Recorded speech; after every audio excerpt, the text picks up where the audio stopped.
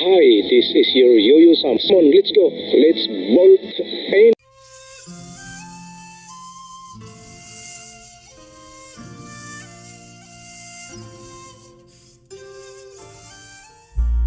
to all lovely ladies and gentlemen, welcome to my channel.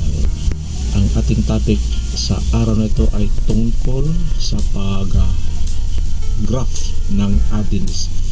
Noong una ako ay nag-graph na ng hibiscus o yung locally known as gumamila. Yung gumamila na aking ginagraph ay yung kulay puti na bulaklak.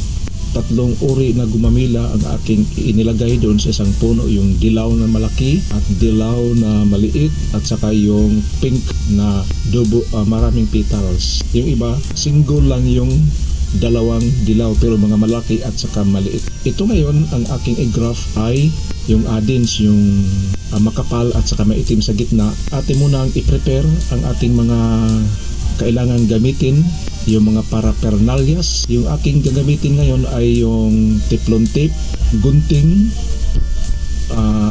gardening wire at plastic, yung roll bag. Ang plastic ay ginagamit upang makapag-accumulate ng water vapor upang mag-moisturize doon sa ating inagraph, dahil hindi na kailangang diligan, yung tubig lang na naipon ay sapat na para kanya upang mabuhay. Mas mainam kung mayroon kayong safety ties kumpara doon sa gardening wire, kasi yung safety ties ay talagang mahigpitan mo ng todo at yung hiniwa mo doon sa dugtungan ay madiin siya kumpara dito sa gardening wire. Ito na ang ating i-graph puno ng addin. Dito tayo magputol sa may itaas, yung may dahon. Magtira tayo ng mga ilan lang upang hindi siya ma-dehydrate. Kung marami namang dahon, ma-dehydrate din siya kasi yung tubig na na-produce o na-accumulate doon sa plastic bag ay tama lang sa kunting dahon.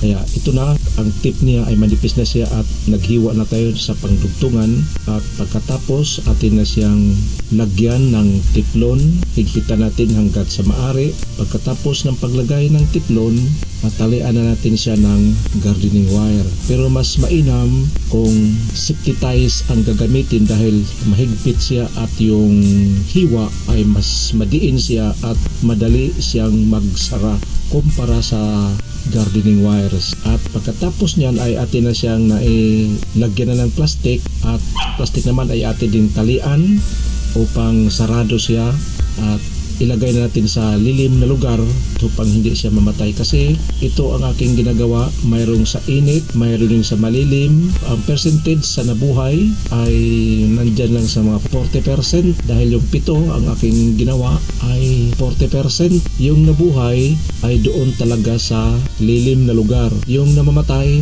yung doon sa mainit, tanggalan mo siya ng plastic pag after 1 week. Yan, pwede mo na siyang tanggalan. After 1 month, magkaroon na siya ng dahon. Buhay na siya, pero wag mo nang tanggalan doon sa baba dahil baka yung iba doon ay hindi pa masyado naghilom. Hayaan lang muna na magkaroon na talaga siya ng pag marami ng dahon, doon mo na siya tanggalan.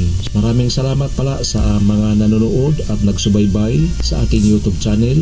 Ako'y taos-pusong nagpasasalamat sa inyo. Hanggang dito na lang. Salamat.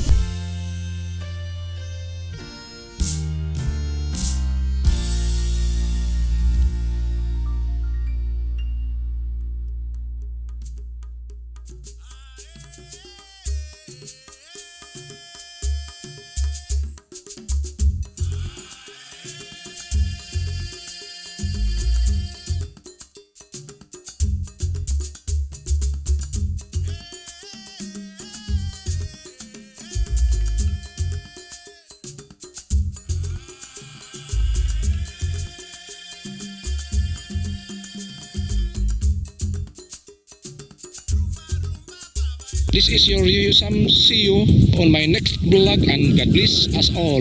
Bye-bye.